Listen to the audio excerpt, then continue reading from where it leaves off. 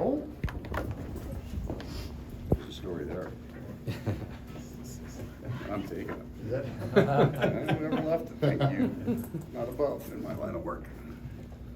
Go ahead. Paul, I guess the first question is, or welcome back to Thank you. Winnipeg. And did you have to repeat to yourself 10 times, turn right instead Wrong of door, turn wrong left? door. No, I had to ask people. I've been here, I've been in this room, I think once, 12 years ago with Carolina. But I completely forgot the layout, so I've been in the wrong door a bunch of times, yeah. I don't know if anyone would have expected the teams to be where they are. What's your take on that? Yeah, exactly. I think where both sides internally thought they would be. I think real good team in Winnipeg, playing well. And we thought, you know, after last year, kind of not far off our regulation win total that we were at last year at this time, even with the big start that they had. So had a little bit of adversity, but handled it really well, and kind of like our game. Like we like the way we play. We're looking for a little more consistency in some areas, as everybody is, I think, at this time, but pretty good. Players here have told us that it's kind of a night and day difference from last year to this. I know you were only here for half of last year. Yeah. But you talk about more detail, more structure. How do you take that? You feel it reflects on you at all? No, I think that's what happens when you come out of Canada.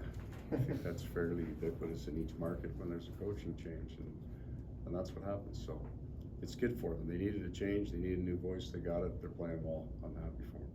Paul, when there's a seismic shift with a hockey club like yours, like there was over the course of the summer, in your mind, what's the normal time frame to get over that and to reestablish the identity of the hockey club? Yeah, so part of it is the change in identity, and we're actually, I think, almost ahead of it now, especially in our last two games. The adversity that we've had has been good for us. It's never good to have a player like Ekblad out for as long, or Barkov out for what we're dealing with now with our other injuries, but especially we beat Boston at home, played very well for two, had a real tough ending to a St. Louis game and a tough ending to Edmonton, but have come out in our last two and played a real good game, and it was like maybe where we started. So I think I mean, everybody's wondering today, you know, it's the last of a road trip. You've been feeling it for a while. You've got 5 guys out.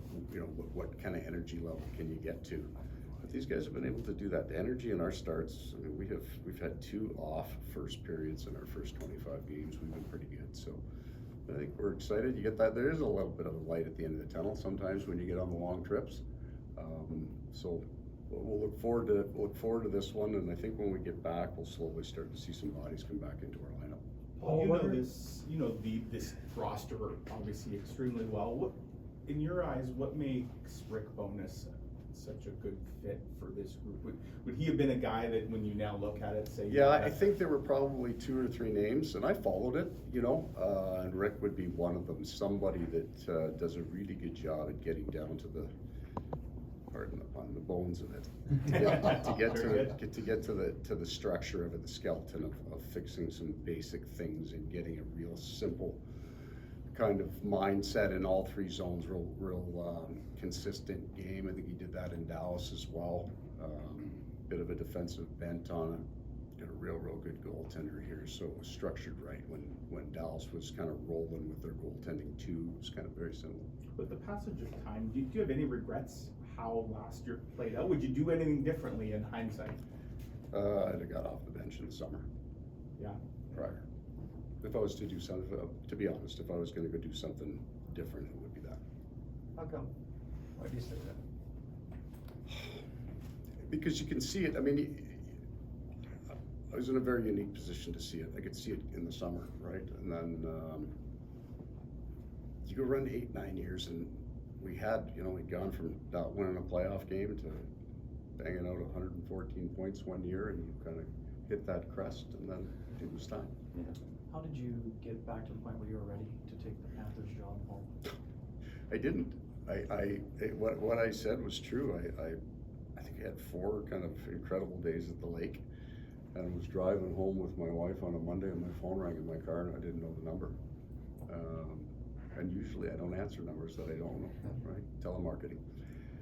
And I have no relationship with Bill, and we just was, you know, what are you interested in? So a bunch of unusual little things that happened, right? I was watching a game in January. It was like almost the first time I put the game back on, flipping through, and my wife says, "Does anything interest you?" And I said, "Yeah, the Florida Panthers interest me, but that's not, I mean, they can't stop winning, so nothing's happening there." But it's just the style of game that was interesting. And then my son turns the corner one day and says, "Hey, I just got into Miami Law School."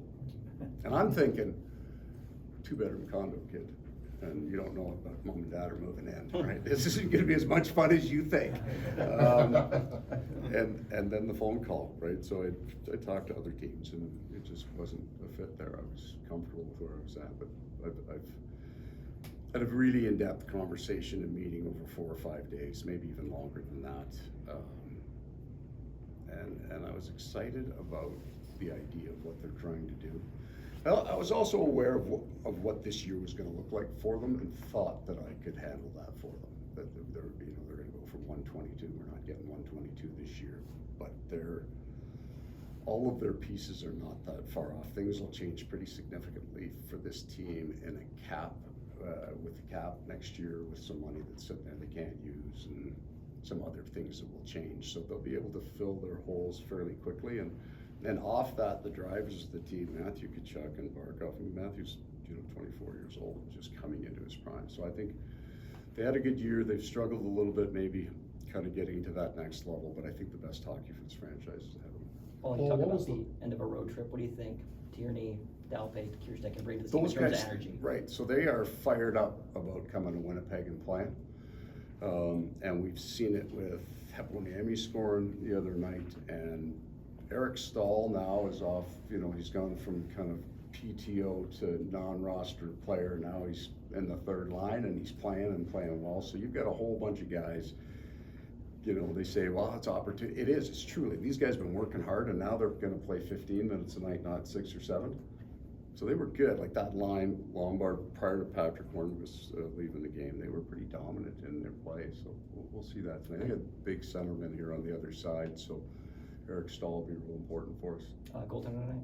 Spencer goes tonight. You talked about letting him get into a rhythm. Just what have you seen from him this last stretch where he's exactly that. We had just such an unusual set of circumstances, right? We split our goaltending in the first 20 games. Carrying 20, but as you saw today, practicing 14 or 15. So there's nobody staying extra to do a lot of work, a lot of shots. I thought we needed to give one goaltender a bit of a rhythm here. His game was right on. Sergei's isn't quite where he wants it to be. We'll give him some time to get it back going. We've got 2-day block here coming into this. So Spencer feels good. It's also his first real opportunity to get a little bit of a taste of what #1 role is like in the National Hockey League. And we've got 2 divisional games. We've only played 5 divisional games. We've got 2 divisional games when we get back, so we wanted to give him a little bit of a rhythm. Well, from the outside, it looks like, from far away, it looks like flow of play is pretty good for you guys, but finishing and goaltending, the percentages haven't always been in your So I favor. figure I'm getting a question from you today. You know it. Because here's the funny thing, right? Won a bunch of games here in Winnipeg, but our analytics were just not very good, and our analytics are kind of outstanding in Florida, right? Slot shots, we're top 5 in the league in shots for, and our wins and losses aren't right where we want them to be. So, but there's a lot of truth to our game. Our game's pretty good. We I think found a fairly decent balance in terms of being able to score and what we generate, and for the most part, been a pretty solid defensive team. The frustrations almost feel like for opposite reasons then, because Correct. Closing some games out, we go in and put 96 shot attempts up in Columbus and lose the game. So we've had a few of those. If you go through your sport logic, we got a lot more reds above the bar games that we outperformed teams but didn't win. But that's been okay for us. It's a good thing for us to learn. Adversity was something almost completely absent from the Florida Panthers till the playoffs last year, and dealing with it now is what we're all about. This is the point of the year for us, is learn how to win some games when Barkov's out, learn how to win when Ekblad's out, learn how to grind a game when the puck's not going in the net for you. And for the longest time, it just wouldn't. So it's been good. The other question I have to ask, I saw that you made a connection with the Legacy family here, Yeah. and it was very important to you. And what has that relationship been like? Why was it important to make sure you got a touch there? Well, because you forget, and I'm guilty of it. You forget what life in the National Hockey League is and what it can do. And it has nothing to do with Maurice, but if you're the head coach of the Winnipeg Jets and you get a chance to see somebody that's, Matthew was toward the end of time that you can bring a little joy. It just turned out for me that the family was so much like my family that we stayed connected, you know, and the baking's outstanding when I come into town. So you get to see people, and then you realize that you had a bigger impact than you would have thought a half hour out of your day at a hospital would have brought to people. So wonderful, wonderful family. Great to see them. That's the best part of the homecoming, right? You get to see even you people, believe it or not. Then I got to see my daughter last night. She's teaching at St. Mary's. She loves the girls. She's just like happy, right? She's got a happy, wonderful life in Winnipeg. It's exactly the way I felt about it. And I felt about it after I left too. I felt the same way. I'm happy the Winnipeg Jets are playing well and doing well. I'm cheering for them. I'm cheering for the organization, for the fans. It was a difficult, difficult thing to do, and it was a very difficult time for me. But I believe that that's where this would go, and it's good. It's good for them. It's good for the Legacy family. It's good. Paul, what was your take of Blake having the captaincy removed, and maybe what that's done for him, freeing him up in a way, or? So Blake and I had talked from the day that he became captain, that at 35 we would discuss if it was time for him to come off, and that was no genius on my part. Ronnie Francis told me that. So Ronnie Francis was the captain of our team. He says right around 35, 36, you need a different captain, because you stop connecting with the 21, 22, 23-year-olds in the same way. You need somebody younger to kind of come in and take over that role. So what happened between the end of the season and that change, I have no information on that. And I'm sure there were lots of conversations that went on about what was the right thing to do. And clearly Blake doesn't look his age. He's playing exceptionally well, and it's been great for him. It's been great for the team. It all went right. It all went right.